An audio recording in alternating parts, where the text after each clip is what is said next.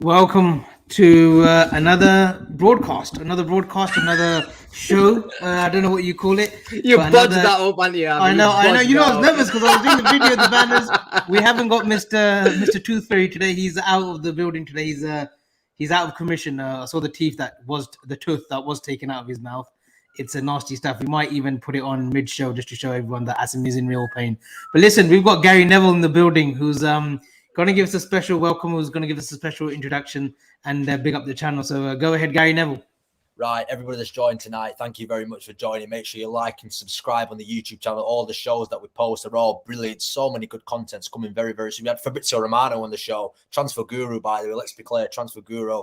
We've got Blue Chip, the director. We've got Cheen, Sajik, Bal LFC. You can't complain. 3. And me, Sarab Khalil, otherwise known as Gary Neville. You might know me, but make sure, guys, you follow on Twitter, subscribe on YouTube, and let's get it cracking.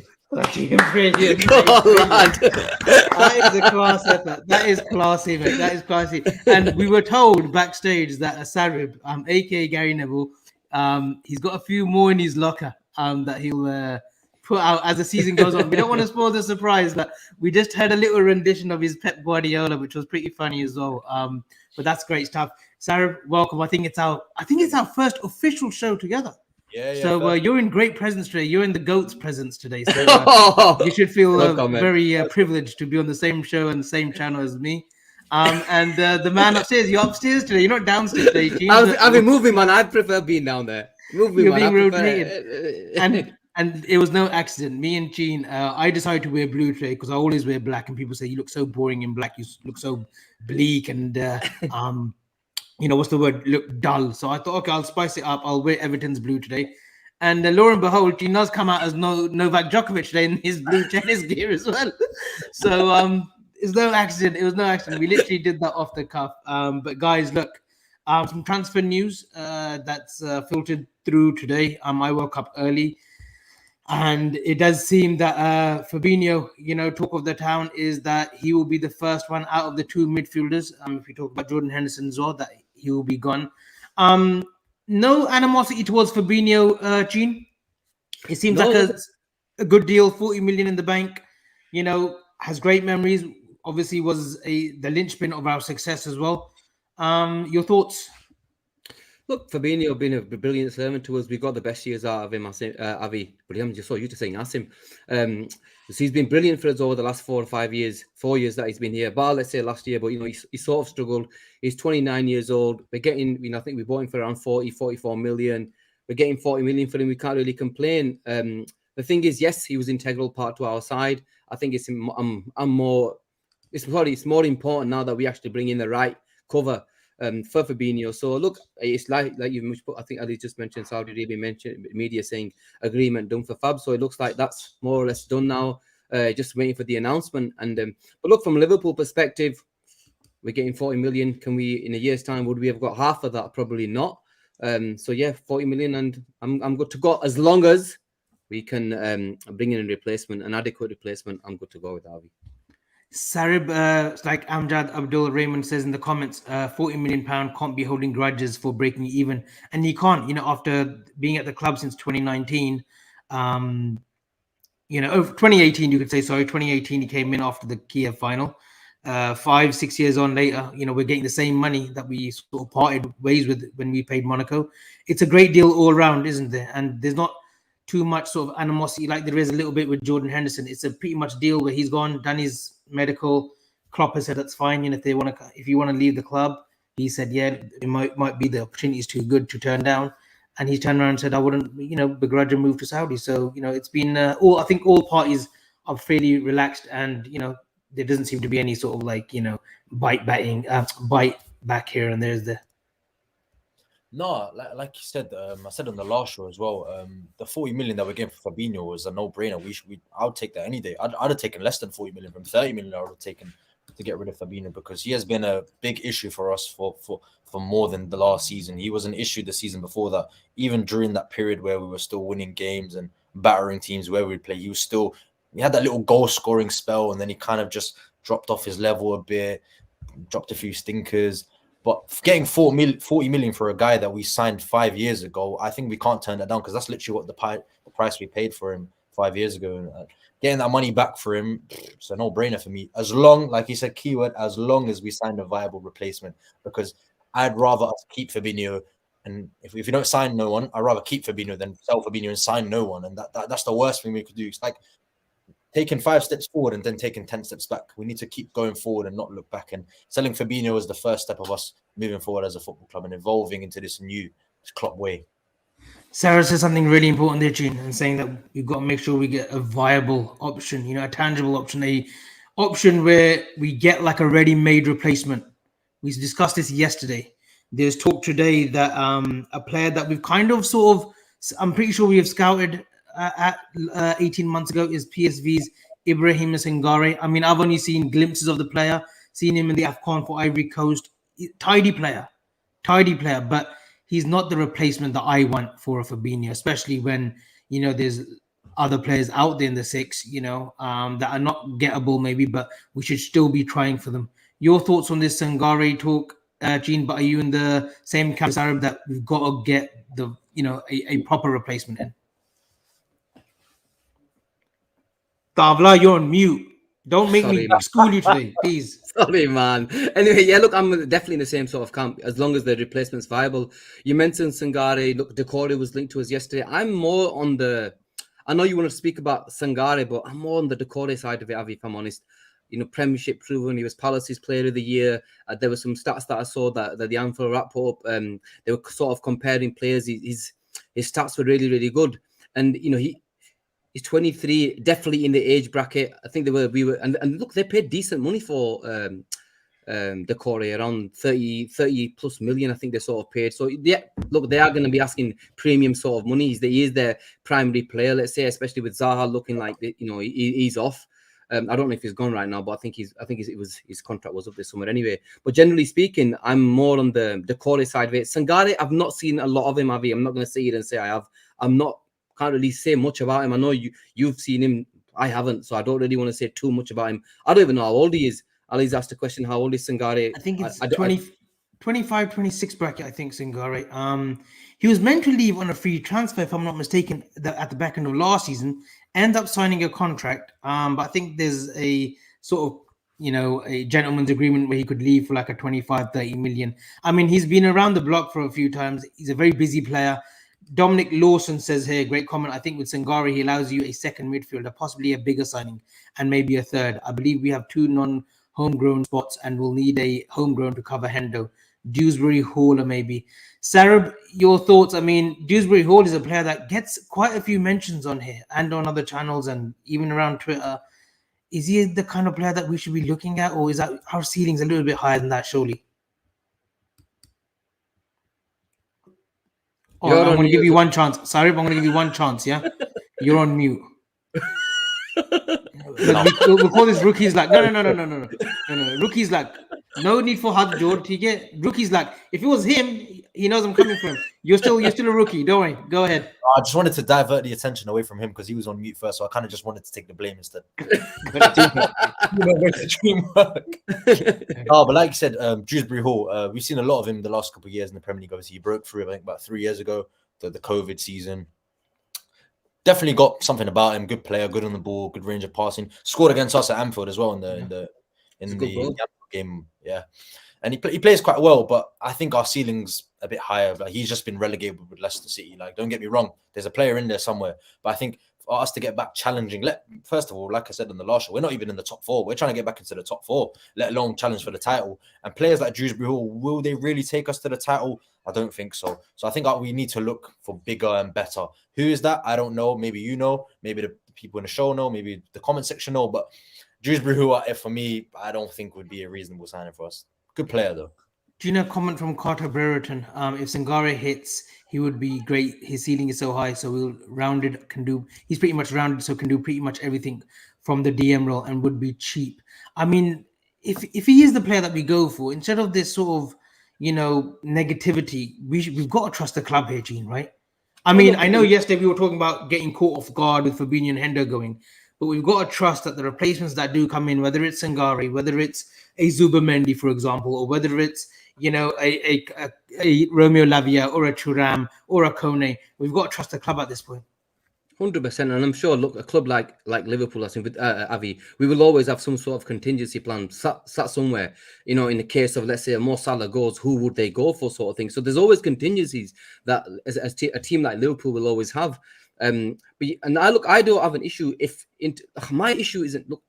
Somebody just put £32 million release clause apparently on the guys. I'm Luke Bland. Thank you. That's cheap. That's cheap, but I don't want that to be the player. If you know what I mean. If we're gonna bring in a Sangare, we have to show a lot of more might and go big and go buy again.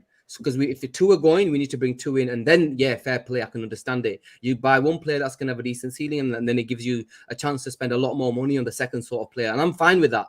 So look, in terms of trusting the club, 100%, man. I trust the Liverpool board and the Liverpool let's say the scouting department, the transfer committee and Jurgen Klopp. When it concerns bringing in the players, because let's face the music, 9 times out of 10 we get it right. It's just always been the issue of not bringing in as many footballers as we'd like we missed out on we didn't bring in an extra midfielder last summer. That's what cost us. But generally, who we bring in, you look at the likes of Gakpo, Diaz. They were decent fees that we paid for these players. It wasn't stupid fees, decent fees, and all 9 times out of 10, like I mentioned, they generally hit. So if they want, if the board and Liverpool want Sangare and he's 30 million, I'm all for it. Just bring in the right players. So I have a question to you. Tekers Dave says Sangare is 25. However, who would be your first choice DM, lads? I gave my choice yesterday after seeing a few more videos of him on the infamous YouTube channel. I said Zubimendi would be a brilliant Rodri hybrid type player. It would be getting away from the Fabinho that we're accustomed to, because he's more relaxed on the ball. He's got that Jabi Alonso sort of feel to him, the way he plays around that center circle, and he covers a lot of grounds, loves a slide tackle. For me, it would be Zubimendi as a 6, because I don't think Caicedo or Tchouaméni I don't think they're attainable right now. But who would be your first choice DM? If you only had to pick one, if we were only in the market for one, which I don't think that's the case, but if it was only one, who would be your choice? Obviously, the two names you mentioned there with Caicedo and Tchouaméni, any one of those, I would have been happy. Obviously, we were in for Tchouaméni last summer, and I think Caicedo links were quite evident in January, but it died down a lot. But obviously, those two, but we have to be reasonable. I think we have to. We're priced out of Caicedo and Tchouaméni. Obviously, Real Madrid says not for sale. Zubimendi, like you said, decent player, but you got to look at the market in a bigger picture. Like who's available. Obviously, there's been reports that Joshua Kimmich is Bayern Munich have put him up for sale. Plays as a 6 there, especially when he was at Bayern a couple of years ago when Thiago was there. They played in like a pivot, and obviously we have Thiago available to us. So could we see a resurgence if we go in for Kimmich and Thiago, the little partnership that they had when they were at Bayern? I don't know. But obviously, out of all the options that we've named, I think Kimmich is the one that we should be looking at. I mean, 28 years old, he's played at the highest level, he's played at World Cups, played in Champions League finals, he's won everything, he's captained his country, captained his club. I think Kimmich, the more research I've done about Joshua Kimmich and his play style, and I've seen him play, and especially for this new system that we're trying to employ this season, I think Joshua Kimmich will be perfect because, like you said, we're trying to move away from that kind of destroyer, kind of center defensive midfield player. Obviously, Stefan Bajcetic is completely different to Fabinho. And obviously, I don't think he's ready at this moment. Romeo Lavia, very different to Fabinho in a sense. Florentino Luis, like he's the only one that's very similar to Fabinho in a sense where he likes a tackle, likes an interception. But I think, personally for me, I think we should be all over Joshua Kimmich. If Bayern Munich put him up for sale, that's the player we should go for.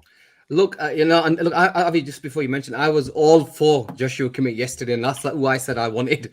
And then late last night after the show, and today I found out he's on 325 grand a week odds. We ain't paying him 325 grand a week for a 28-year-old guy. So let's forget about Joshua Kimmich. I can't see that happening. As much as I love him and I want him, we're not going to pay that sort of money, especially to a 28-year-old who, let's say, if something went wrong and we've got 3 years, there's no sell-on sort of value. Yeah. There's no sell-on value, and he's going to be here for 3-4 minimum years because that's the sort of contract he's going to ask for. That's just not happening, mate. That's just not happening. Even though I want him, it's just not happening. Do you think we should put that to what? Go on. No, go on. You think we should put that to one side, though? I know the wage is high, but there's a world-class player in there available in the market. And we've looked at the market in the last 2 years. Who has been available in the market as a defensive midfield player? Caicedo's off to Chelsea. We were in for Tchouaméni. He's gone to Real Madrid. So you tell me, who is available? Who would you want to bring in that could take us to that next level? Look, I don't think... Sorry, Avi, I'll let you go. He's got a point there, Chin, because look, Kimmich might be on 325,000 a week.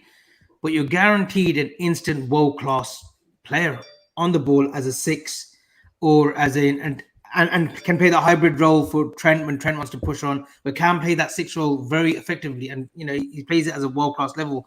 325k a week, that is a lot of money. That's Salah money that you're talking.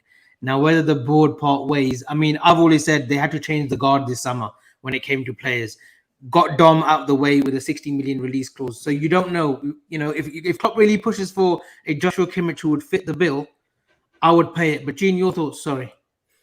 I love Joshua Kimmich, and I think it'd be a brilliant signing. I really want him because if not in terms of just the ball playing side of it, the way he can slot into Trent's position, the inverted fullback, that's a position that he's played. So he's perfect for the actual role. I just can't say he's spending 300. Was giving somebody 325 grand a week unless the lad is willing to take some sort of pay cut. By the way, I was told he's on 325k a week. Yeah, I'm not 100% sure. Can someone find out, Ali, my trusted friend from the last 10 years, can you please find out what wages Joshua Kimmich is on? Because I think he will be on that side. Absolutely fabricating again like he does. No, he is. He's on 18 million euros a year. You do the maths because you're the accountant around here, right? So I've got your answer. He could be on more. 1.2, 12 million. That.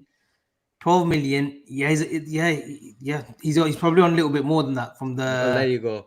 18 million euros. Probably a little bit more. So I think that could be a no-go. But for me, look, I think there aren't 6s there. Florentine and Luis potentially to be world-class. Romeo Lavia potentially to be world-class. We might not get a 6 that's ready-made for us. That's really tailor-made. It might just be that he comes in, we bed him in, and then swap the game time with someone experienced. But the one that is supposed to be the experienced one, he's on the verge of leaving as well, Jordan Henderson. So what do we look at? Are we looking at 2 players side where we look at a 25, 26-year-old, or maybe a Polinia at 28, pay the money, whether it's 50, 60 to Fulham, and then get an understudy who's like 19 and 20 and get ball time? Yeah, it's good you mentioned Paulinho there because he's obviously experienced. He's quite mature now. He's 28, 29 years old, 27. I don't know what he is, but he's around those ages. He's played 1 season in the Premier League. Very good. Every time I watched him play, he was very impressive for Fulham. Finished 10th or 9th in the league, Fulham, and they just came out from the Championship the season before. I think realistically, if we were going to sign a defensive midfield player, he would be one of the names on the list because he's very similar to Fabinho in a sense. Destroyer, loves the tackle, loves the interception, can get the ball forward. But I said it on the last show as well, and I think Chin can speak for me as well. I don't think Liverpool expected Fabinho to go this summer. I thought they may have thought that Fabinho would have stayed and would have signed Romeo Lavia to learn alongside Fabinho. I think the Saudi Arabia thing is the factors come in. We didn't anticipate that they'd come in and take Henderson and Fabinho from us. So we're kind of left in a position where do we just sign Romeo, 2 young defensive midfielders, so Lavia and Thuram. Thuram is not even a defensive midfield player, but 2 young midfielders, Lavia and Thuram, and go from there? Or do we look at an established 6 with Romeo Lavia? I think we weren't going to go for established 6 this summer regardless. Obviously, this Fabinho news has maybe hindered our plans a bit to go for that. So I'm not sure. I'm not sure who we're going to get. And I think we will get the Romeo Lavia deal done. But defensive midfield-wise, I don't know. But I think Liverpool's plans have changed in the summer because I don't think they were wanting to sell Fabinho this summer. But you can't turn down 40 million for a player who's past his best that he signed 5 years ago. So we just have to wait and see, like I said on the last show. Gene, the beauty of this transfer window so far is it's anyone's guess right now. And the ITKs, the self-proclaimed ITKs, there's a few of them around this around this world, around this football talk and social media. There's one that you're sitting with, but but literally it's 0 out of 3. This is the beauty of it, though, isn't it? This is the beauty of it that no one knows, and just trust the club because the club have got McAllister through the door. They have got a Dominic Szoboszlai through the door. 2 potential world-class performers, for years to come. So is it just trust the club and then let's see what they do. After the friendly tomorrow, they'll assess. Fabinho should be gone. Henderson maybe end of the week. And then let's see where it takes us, literally, before they fly out to Singapore. Look, we have to trust the club because like I mentioned, Avi, earlier that, we generally get it right. So we don't have a choice. I think, Atik mentioned it. This definitely caught us off guard sort of thing. So because it's caught us off guard, I don't want us to make stupid decisions. I rather, you know what? I think Neil Jones mentioned it. He said, if we believe in Romeo Lavia as being the, let's say, the catalyst for our number 6 position in, let's say, a year's time, there might be an instance where we turn around to Lavia and say, listen, mate, we're bringing you in now and we're throwing you into the deep end and you're going in right now and starting. Yes, there's a risk involved. Of course there is, because he's still a young kid. He hasn't played that many games. But this is why I think it's important that we bring 2. Then at least it gives you a backup that, you know what, Lavia maybe get 20 games. You bring in another 6/8, like a Thuram, or there's other players that other people have mentioned, Corney and all that type of thing. At least it gives you the opportunity to say, you know what, if we get it wrong, we do have some sort of backup there as well.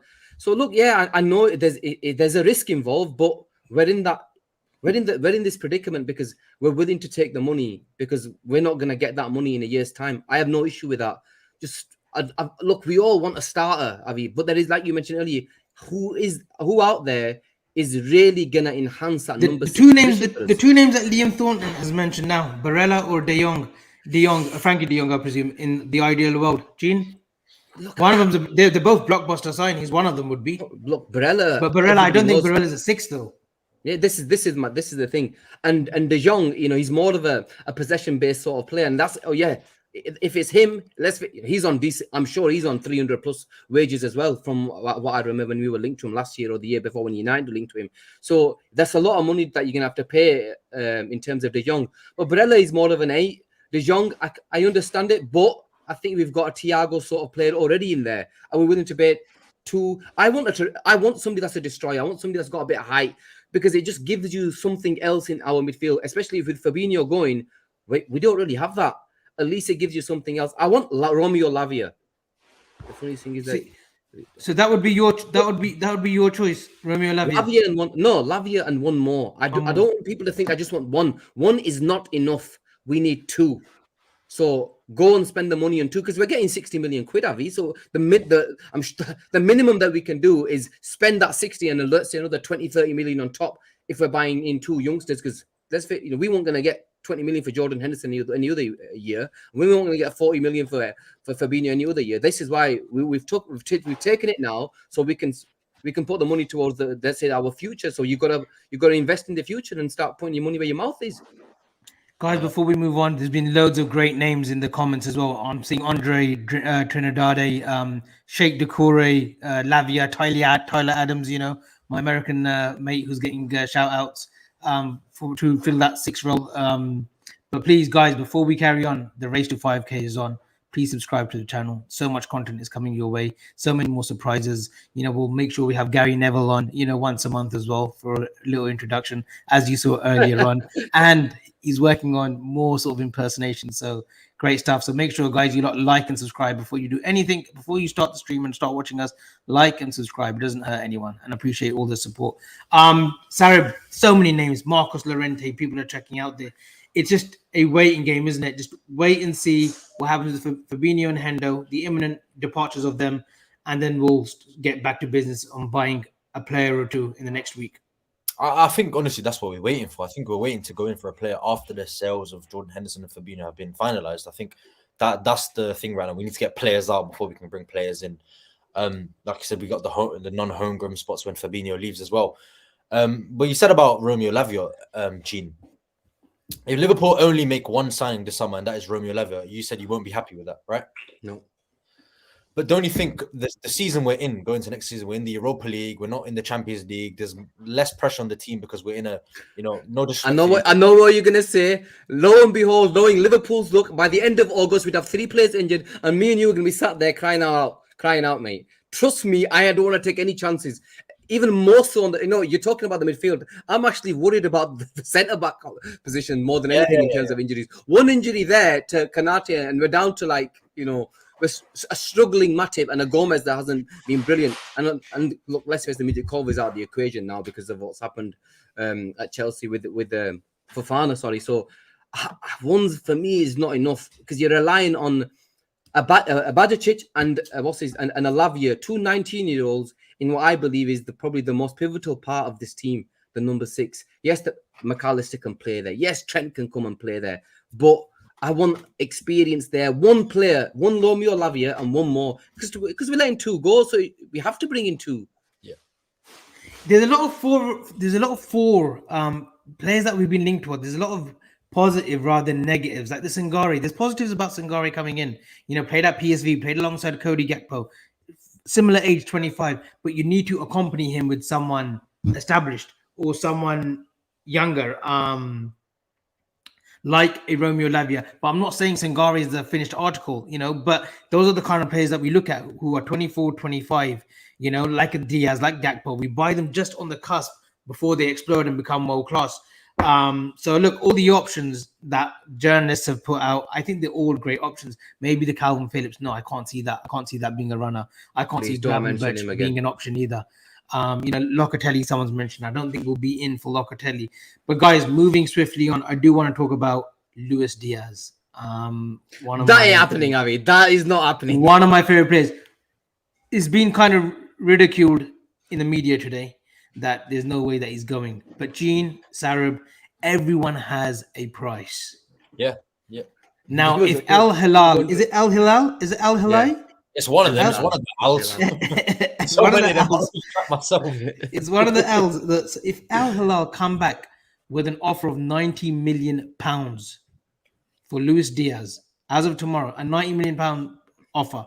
Now, it's not absurd. We've seen people pay silly prices, but if a £90 million offer comes in for Luis Diaz, a simple yes or no, are we selling? Yes or no?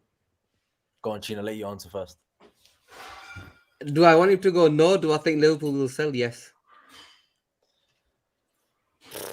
90 million. This is 90 million pounds just up front. 90. So they offer us 90 million up front for Luis Diaz. I'd go and spend that on that Napoli forward. Me personally, Honestly, if 90 million came, I'd just go and throw 90 million at them and say, right, put in an extra 20 million and take that.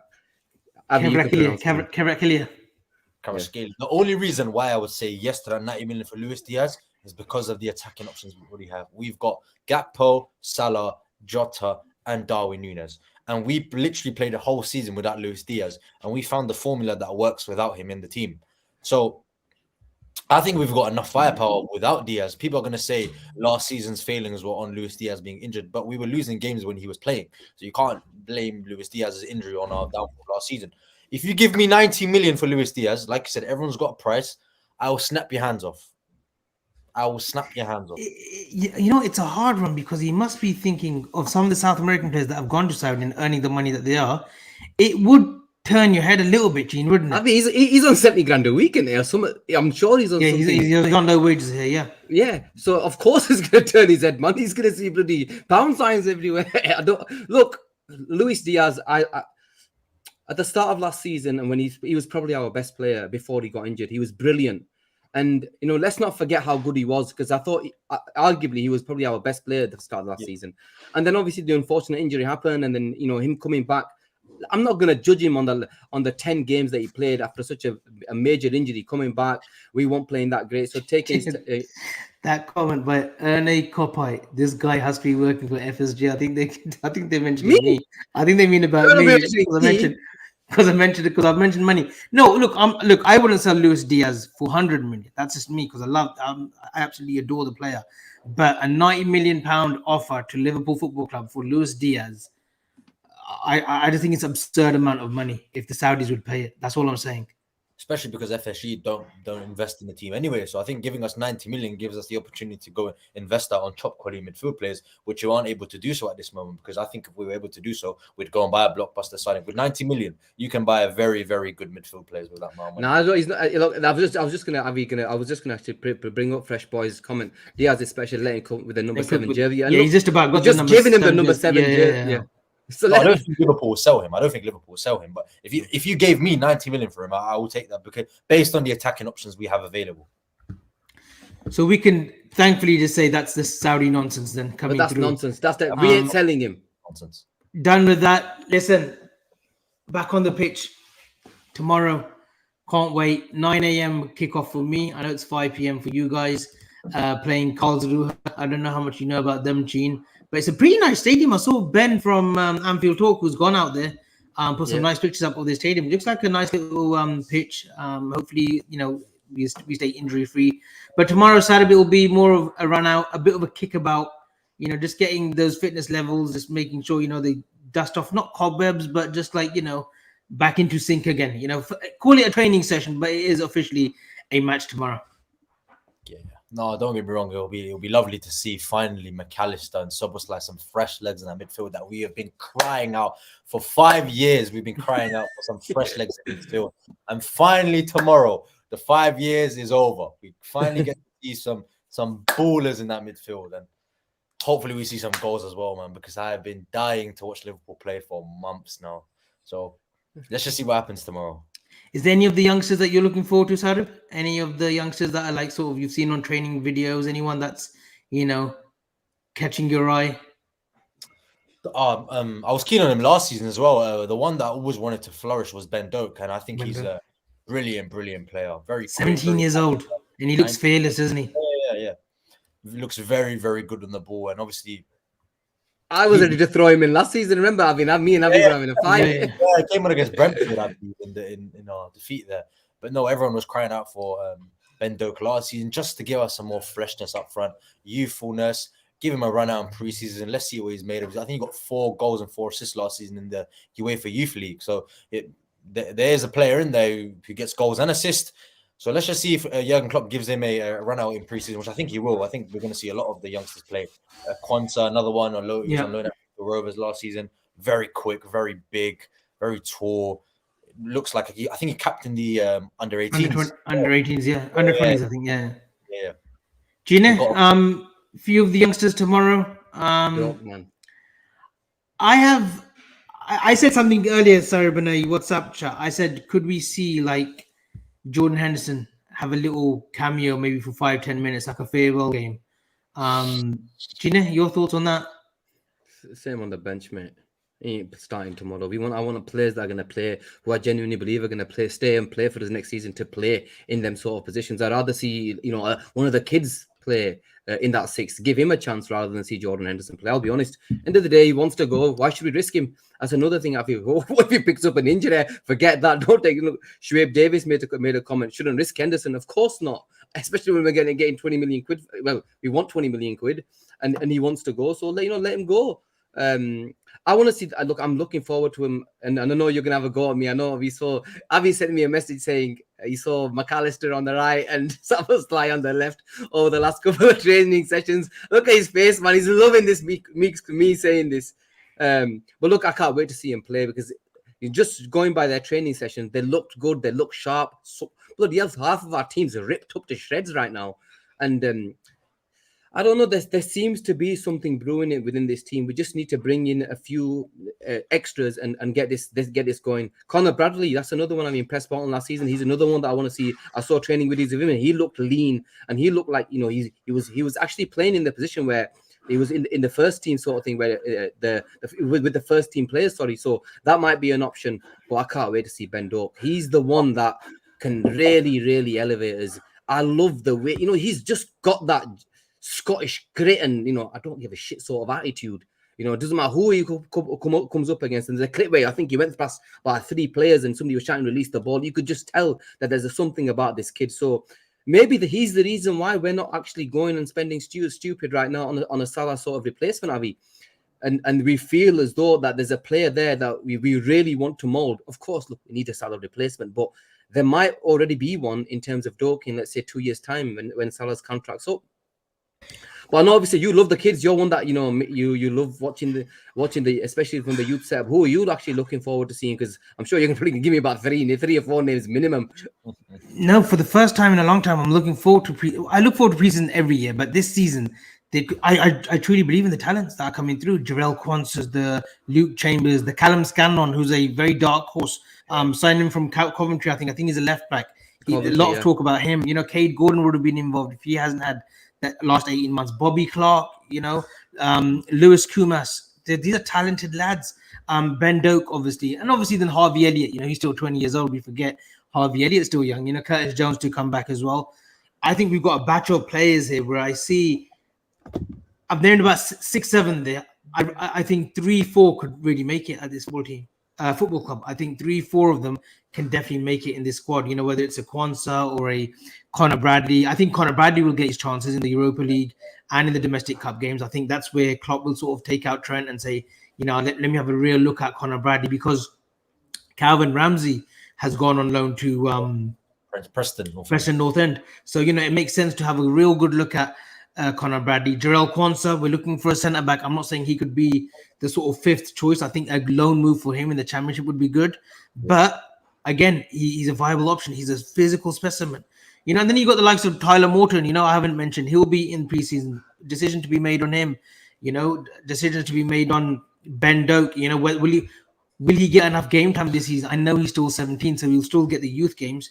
But is it that he's outgrown the under 17, under 18 level already, and we send him out on loan? Or will he get game time in the Europa League? Bajicic, we haven't even mentioned. He's 19, 20 years old as well. So that's my excitement there. Obviously, the new players, McAllister, Dominic Szoboszlai. I think we'll see the real sort of. I think we'll see them two, but both cohesively playing well towards the latter end of preseason, once you've done all the drills, once you've done your double sessions, and you're just sort of sharpening up those tools for the Chelsea game. So I think the future is bright, but it'll be interesting to see tomorrow. I'm looking forward to seeing the youngsters tomorrow, and then run out to the likes of maybe McAllister, maybe a Dominic Szoboszlai, maybe a run out for Darwin Núñez.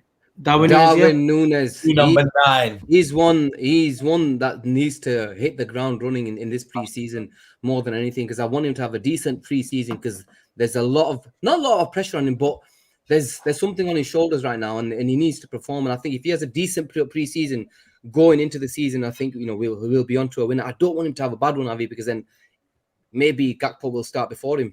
But he looked good in training. There's a couple of finishes that I saw, left foot, top corner. His left foot, yeah. So he's an interesting one, and like Lachlan Royal mentioned, Núñez and Gakpo. Competition for players will be good, brilliant. And that's exactly what we're looking for. Competition. These two really need to take these two's competition onto a different level, where Liverpool are the team that are going to benefit. So all in all, there's so many facets to Liverpool's play, with so many of these brilliant youngsters coming through, that I'm really, really looking forward to seeing. Sarab, Darwin Núñez, Gene mentioned Darwin Núñez, I said it was a 6.5 out of 10 season last year. Got 15 goals, he's still acclimatizing to the Premier League. Didn't help matters with that red card against Crystal Palace early on. Kind of playing catch up, played well before the World Cup started, came back from the World Cup, had a bit of a rough patch. Cody Gakpo comes in, and we don't kind of look back to Darwin Núñez. Cody Gakpo predominantly after that plays as our number 9. What's your thoughts on Darwin Núñez? How many goals do you think we should expect of him this season? And can he fight his way as being the main man at Liverpool? Because right now it does seem as if Gakpo will be ahead of him. No, I said this before. I said it on my Twitter as well, and I said on the show as well. I said giving the number 9 to Darwin Núñez is a real statement from Jurgen Klopp to show him that you're the man, you're the number 9. I want you to go out and lead my team. So I think Klopp clearly believes that there is a player in there, and I think all Liverpool fans believe that as well. I've never seen Liverpool fans so behind their player like I've seen with Darwin Núñez. So all the fans were chanting his name. He'd win a throw in Núñez in the crowd just to build up his confidence. 15 goals for a debut season. No matter what anyone says, that's not a bad season to begin. That's not a bad season. You may have had a little poor start. I know he scored a goal against Fulham. Then he had the red card. Then it was like, how did he get back into the team? But I think it was very makeshift for him last season. I think he was playing a lot off the left-hand side with Firmino and Salah as the trio. And I think he wants to play up front. He wants to be the number 9, the main goal-scoring player. But Klopp found a formula that fitted our team, and that was Cody Gakpo. But I think Darwin Núñez has to establish himself this season, because he's the number 9 now. He's had an embedding period of 1 season. He scored quite a few goals. We just have to see the best of him. Hopefully, he scores goals for us, because that's what we signed him for. We signed him as not to compete with Haaland, but it was a statement. It's Manchester City are signing Haaland. We're getting our Darwin Núñez striker type signing. So minimum, I expect 25, like Neil Bobby says. 25 goals should be easy for Darwin Núñez, because if you saw the amount of chances he missed last season, he could have had that last season. Obviously, giving him the preseason, giving him that kind of embedding period during preseason again, I think it will help him definitely, having good players around you as well. Gene, you got him starting at the first game of the season against Chelsea away. Bold call a few weeks ago when we were doing our first 11. some of the teams that we put out totally got butchered. As you know, we weren't expecting Dominic Szoboszlai to come in, and we still had Fabinho in there as well, and probably Hendo. I think you had Hendo starting as well against Chelsea, but it's okay. You make mistakes. Darwin Núñez, he probably had 15 to 20 clear-cut chances last season. He missed some absolute sitters. He had the most He did. big chances in the Premier League. I think it was top first or second. Yeah. And even if he converts like 75% of those chances, Gene, he'll get around 25, 28 goals a season. That's the return that we want to see from the money that we've put in for him, the money that we spent on him, when we paid Benfica. That's the return that we want from our DN9, someone's mentioned. Great name. Is that the numbers that we need from Darwin Núñez this season? Like, just score goals. That's your primarily, big job this season for the season, is just to put 25 to 30 in. Minimum, Avi. He has to show them type of numbers minimum. Yeah, and DN took on a huge responsibility in that number 9. Of course, there is massive responsibility when you're the number 9 of Liverpool, but he should go out with his chest out. He's got the ability. We've seen that he's got the ability. He could, because he was arguably one of our best players at the start of the last season. But there is going to be pressure on him because Gakpo is behind him. But Gakpo is going to be gunning for that starting spot. But I think, with the new system with Szoboszlai and McAllister, you're going to have players feeding him. The reliance isn't solely on Trent. You've got a lot more, let's say, creativity around the box. He can primarily stay in that box. I just want him to put the chances away. And if he starts well, which I think is imperative at the start of next season, let's say the first 4 to 5 games, and he starts well, this kid can go to the on another level where you can start talking 30, because that's how good he is. Because he missed a lot of chances, and that's like Sadif mentioned, he hit the post bar. 50-60% of them he puts away. That's 30 plus goals, have he already? Because in terms of his shot, I was watching. There was a stat to back end of last season which was showing the amount of chances he misses. If he can convert them, not saying every single one, you're talking 30 goal plus.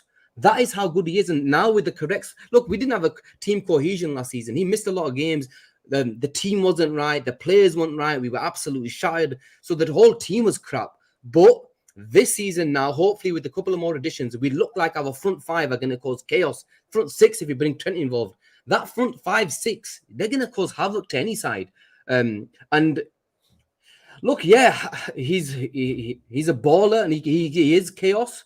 But I want to see this chaos put the ball in the back of the net next season. And he's got he's got 6 weeks, by the way. I don't want people to say he's got the whole season to prove us. No, he's not. He needs to hit the ground running straight away. Because if you don't hit the ground running for the first 4 months, we don't need him to score in the back end of the season. I need him to hit the ground running straight away. And that's the most important thing. Just hit the ground running straight away and we go again.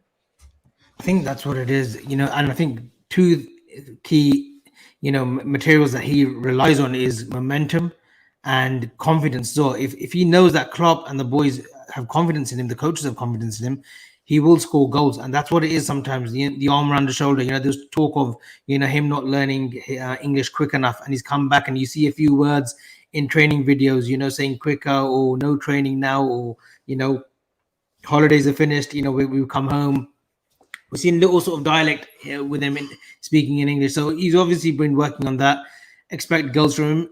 Gene, another one that needs a kind of a injury-free season. We know the quality. Player that I was sort of vouching for, look, if you got a good offer for him, I would sell him, is Diogo Jota. And thankfully, he will be retained this season. And, my suggestions were absolutely absurd and embarrassing. Diogo Jota for you, Gene, needs an injury-free season, doesn't he? Because he needs to stay fit, doesn't he? Because he scores goals. Yeah, and every season there always seems to be, Avi, where in the season where he's always out for like 2 months. If this is a season where he's going to be injury free, he can. Jota's Jota, man. Jota the slaughter. He'll always put the ball in the back of the net, and he gives us something that he's a different type of 9. Around that box, he's brilliant. He's got that little 1-2 in his game as well. He can drift out wide. He gives us a completely different option. And look, when he first came, he was brilliant. Every single game he was that good that we were talking about leaving Mane out of the side. So there's a player there. And we didn't think, we thought he was going to come in as a 4th choice. Even within 2 months, he was probably arguably one of our best forwards, and that was going to start every sort of game. So, yeah, look. And he backed himself, Gene. He backed himself. He knew Bobby, Mane, and Salah Sarib. Those were our front 3 for like many years. Jota came in and he wasn't fazed by it, was he? He came in and said, "No, okay, you three might be owning this house for the last 2-3 seasons, but I'm here to show you that I'm not going to be a super sub. I'm not here to sit on the bench. I'm here to give you guys competition." And Jota did. His debut season. I know he got 13 and 30, got injured. The second season, where we nearly did the whole lot, he gets 22 in 50 games. He's got a good goal scoring record at Liverpool, Sarim. Yeah. And he's great at finishing. He's got the right foot, left foot. I'm never so I'm always confident when he's in front of the goal, left foot, right foot in there. I know it's going in. I remember in his first season when I knew, we've signed a real player here. I was the Atalanta game. We played away to Atalanta. Hat trick. Yeah. Hat-trick. And Firmino didn't play that game, and it was Jota, Salah, Mane. And the goals that he scored in that game, he took the touch. I think the chest, the head down, and then he shot on the right. Yeah. And he scored a hat trick, and I was like, hold on a minute. This guy was being benched by Wolves, and we've signed a guy that scored a hat trick in the Champions League within 2 months of signing him. And then, obviously, in that season, he got the injury, and then he came back, scored against Wolves, got the double against Arsenal, etc. Then he started the 21-22 season very well, scored against Norwich and scored against Burnley. Then he had a good season that season. He scored quite a few goals against quite a big team, scored at Old Trafford, scored against Spurs, scored against Man City away, if I'm not mistaken. Yeah, so there's definitely a player in there. We've seen it on a consistent basis from Jota. When he's in the team, he delivers goals. We even saw it this season. He just needs one. When he gets the sniff of one goal, he starts to score. Because I think he was on a drought for like a year, came back from injury, and he scored against, Leeds. Then he scored 2 against Forest, and it just went on and on and on from there. So again, he's another confidence player. But I think when he's in the team, and the team is gelling very well and playing well, he's guaranteed 20 goals a season. And I think that's what you need in the squad. That's why I wouldn't worry about him leaving us. So an early prediction for both of you. We've got Salah, Jota, Gakpo, Diaz, Darwin Núñez. We'll concentrate on those 5. We've got the Dokes and the Gordons that might, Javi Ellis that may play, in the front role. But let's concentrate those 5. Gene, what's your predictions on Salah this season? How many goals are we expecting this season? 25. He's a standard 25 banker, man. Salah is a standard. Salah 25? Yeah. He got 31 last season. I wouldn't be surprised if he hits that or even more because we've got better midfielders now. But I wouldn't be worried about Salah. 30 goals, 20 goals, wherever it is, he will deliver. So 25 there. Gakpo, Gene? I think Gakpo's get us 15 goals. 15. Sarab? Yeah, I'd probably say the same. He's like the Bobby Firmino, the one that's he's gonna do a lot of knit things together in behind. Yeah. Darwin Núñez, Gene? It's a massive season for him, Avi, and I'm looking in all competitions, especially in the Europa League, because I think he's going to get decent minutes in the Europa League. I think 25 plus. He has to get 25 plus. There's no ifs, buts, or maybes about this one. 25. Sarab? Yeah, especially the teams we're going to be playing in the Europa League. He doesn't have the pressure of the Champions League. I expect 20 goals from Núñez. He got 15 last season. That was a poor season. 20 goals. But I want to see more league goals. He didn't get many in the league, so I want to see more goals in the league from Núñez. And I want to see him assert himself. So yeah, 20 goals, 25 goals would be a very, very good season for Núñez. And it would look like the money that we paid for him 2 years ago is going to turn out good. So let's just wait and see what happens with him. Luis Diaz, Gene? Luis Diaz, Avi, it was a weird one, and I want to talk a bit about Luis Diaz because last season when he started, there was a slightly different role. I saw him play a lot more central. Towards the end of this season, when he was playing, he was coming a lot more central. So if he's gonna play a lot more central, I'm expecting decent numbers from him. But again, he's another one that's just come back from injury, but he's had a full preseason now. Look, we have to be expecting 15 goals minimum from especially our 3. Let's say starters in that position. 15 is minimum, man. He has to get us 15 goals. Sarab, Luis Diaz? Yeah, I'd agree with Cheen. It's a weird one with Luis Diaz because he's not really the type of player to make those runs into the box. Like Sadio Mane did. He's a very different player. He likes to take players on. He's got a bit of flair about him. He dazzles us. That's why I like. He's a dazzler. But yeah, 15 goals. I think he'll still be carrying the injury. I think that would be in the back of his mind. Obviously, he had a long-term injury, so I will give him some time. I saw a lot of Liverpool fans on Twitter when he came back from injury, including myself. Don't get me wrong, I was getting annoyed at him at times, but you have to think about he just came back from a long-term injury. He's not going to turn into his full form straight away. So giving him this preseason would be nice to see because I don't think he's had a full season at Liverpool because we signed him in the January of 22. That was half a season, and last season he was injured. So this will really be his first full season at Liverpool. So with Luis Diaz, definitely will be our first choice left winger, and if players around him create, he will get goals. And like you said, he's playing a lot more central. That the goal against Tottenham, he got that in from a central area when Gakpo crossed it to him. So, like I said, we just have to wait and see. 15 goals I expect from Diaz. Gina, you're on mute again. You're a big fan of Diaz. What do you reckon? How many he gets? You know what? It won't be no surprise, but I think this is the season where we see Diaz explode. And I'm gonna say something maybe a hot take, as they call it. I think Luis Diaz is gonna have a Suarez-like season this season. I honestly do. I honestly believe that. No, Gene, call it what you want. We need him to explode. He's last season, the first 4 or 5 games, he was giving it his all. Well, I think he was the best player up until that Arsenal injury. He was assisting, he was scoring goals, and then he gets in the Arsenal game, and that's it. His season just sort of fizzles out. I really think he's going to have that breakout season where he scores goals in the regular. I'm expecting 20 plus goals. No, not 30 plus. Oh, I was going to say, I said 20 plus. I said 20 plus next season. We need a big season from him. If you look at the numbers that Mane was doing, Mane was scoring 20 consistently. Only in the 2020-21 season, the pandemic season, he was having a bit of a disappointing season. But Mane's numbers were 20s plus. We need Diaz. We need Diaz to score those numbers and get those numbers, and I think we will. You'll laugh at me now, but you remember what they say. Even in the comments, I can see people laughing. And what is Chip cooking? He who laughs last. Okay, we will come back to this conversation in May. I think Luis Diaz will be our top performer as an attacker. I think he'll assist and score loads of goals this season, Gene. But there was a comment. I don't think he needs to score. I don't think that the pressure is on him to score. I think there was a comment by Lachan Rowe. He said his job is to pull defenders out and create space for others. And I think he does that so well, Luis Diaz. We've seen him do it so many times. Like I said, he takes players on. And you say about Sadio Mane, he's a very different player to Sadio Mane. He's not very good in the air. He doesn't run in behind as much as Mane. Mane was like an inside forward. Diaz, I'd say, is more like a out and out winger. But yeah, would you think, how many goals do you think you get, Luis Diaz? I think he'll get 20. I think he'll get 20, just over 20 goals in all competitions. We'll come back to this, Gene. You want to do a little wager on it, Gene? Gene, I know you're not a betting man, but Gene, you want to do a little wager on this? No, I'm leaving it out. I like Diaz. I like Diaz. His balls drop in it when we call him out. That's what happens. Anyway, listen, we've got to keep it clean. But look, I'm looking forward to the friendlies, guys. We've got a game tomorrow, and then the games are going to come thick and fast. Anything else to cover today, Gene? I think that was it, really, Avi, if I'm honest. Was there anything else? Nothing else. You've got the agenda, you say it. Declan Rice. Yeah, but I can't say anything. I've covered all the players. We've covered a bit of Singare. I think there could be legs to that. I'm not saying that there's any inside knowledge, but I think there could be legs to because he's 25. He fits that criteria.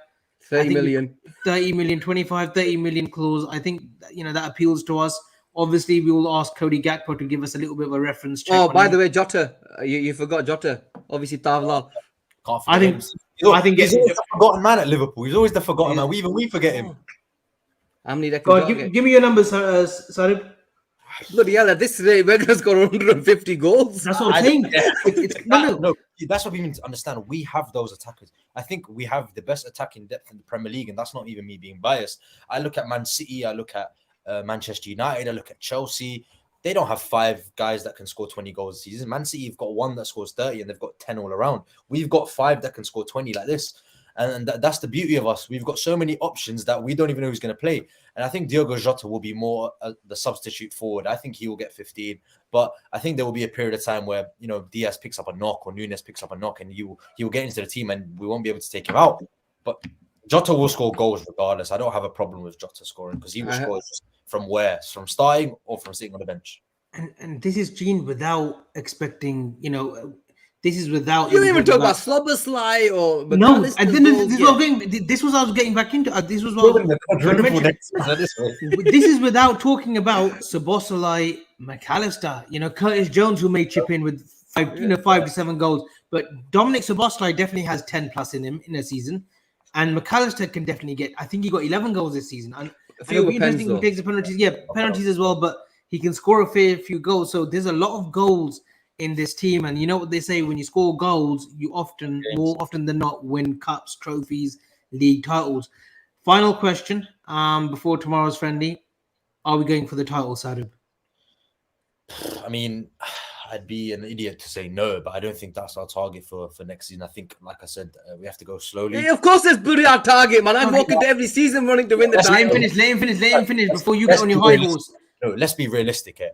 Do you Yeah, think Liverpool, realistic. Hold, let him finish. Let him finish, G. realistically, I don't think we're challenging for the title next season. Look at Arsenal. Look at Manchester City. Are we on their level? I don't care. Manchester City. Yeah, listen, we're 2 players away. We signed them 2 players. We're going for this title. I don't want to hear we're not going for no title, boys. Pack your bags and go home, mate. We're going for the title next season. So Sarib, just to confirm, you've said that you don't think we're going to be going for the title next season. I think our aim obviously is to win the league, but I don't think we will win the league or challenge for the league because we're not even in the top 4. And that Thursday, Sunday schedule, I think will mess us up. I think that will mess us up a lot. That Thursday, Sunday. I tell you where we'll get away with that. The first 3-4 months of that competition, we'll get away with it. Why? Because we'll play the kids, the youngsters. We'll mix it well. I think Klopp will mix it well. I think our main aim once a week is the title. Is obviously the title. It's huge, and man. going I for mean, the that's challenge. huge. Gene, he's saying, of course, Liverpool should be in the title race, but he doesn't think we will be. I think we won't be. You actually said we'll be lucky to finish top 4 a few weeks ago, Gene. That was before we signed. Before we signed Szoboszlai and McAllister. Yep. Now, what's your thinking? Are we going for the title? Are we going man for man? Look, Avi. We have to be going for the title. Why? Because our fronts 5 plus Trent 6 are good enough to blow anyone away. There's so many of our players from last season who had bad seasons. Not every single one. They cannot have another bad season. I can't accept that, and I don't think that they will. If we start well, Arsenal last season, what was the foundation that they set was they had a good start. If we start well in the first 3 or 4 games of this season, that could be a catalyst for us to go 1 game a week.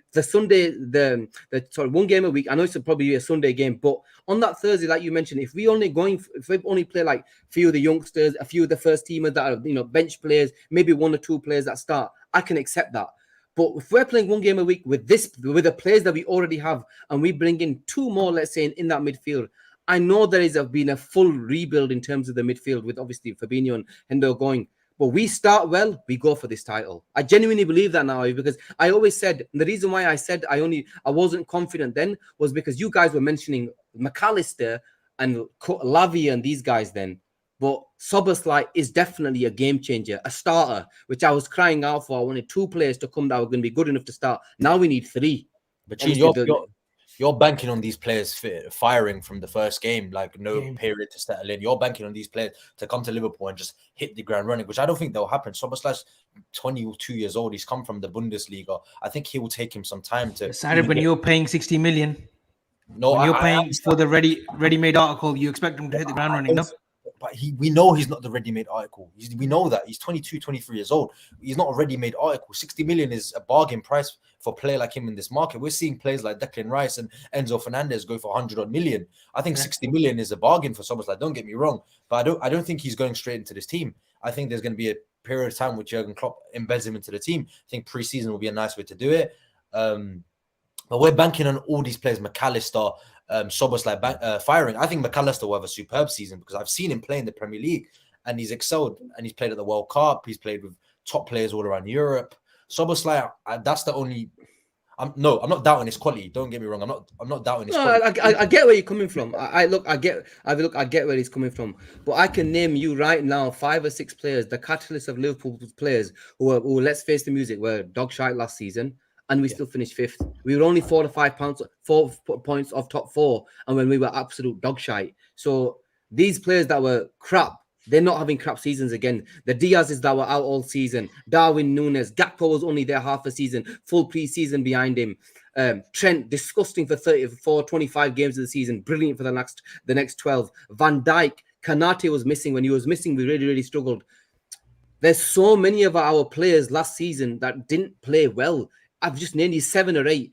They're going to turn up this season. I can guarantee you they are going to turn up this season. This is going to be a different Liverpool. As long as, look, we just have to bring in the right players to cover that number 6 position, and we will go again.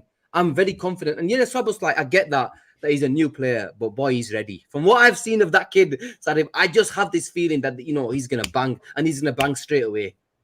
I think, and just to end the show, I think we will go again, but it depends on the six that we get and the midfielder that comes along with the six. We've definitely got to go for two. If Henderson and Fabinho are, I think Fabinho's off, but if Henderson deal gets over the line and he leaves the club, we've definitely got to look at two midfielders, but it's who we look at.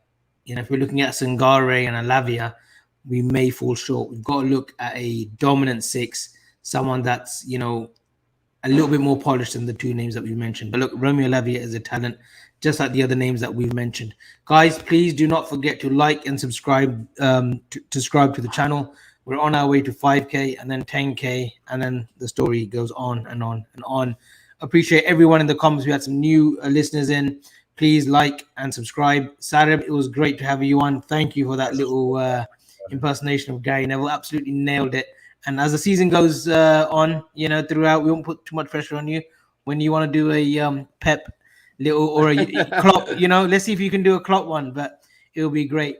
Gene, anything else from you? You look as if you're playing in the ATP tour tomorrow or something. You're dressed like a tennis player, like the other 40s or something. Listen, Annie's had a go at me and you on Twitter saying a Liverpool podcast and two of the top guys are wearing blue. So, mate, we can't be wearing blue on another LFC podcast again, mate. It's all good. Especially together. Listen, she did one show and she disappeared. Right? She has no.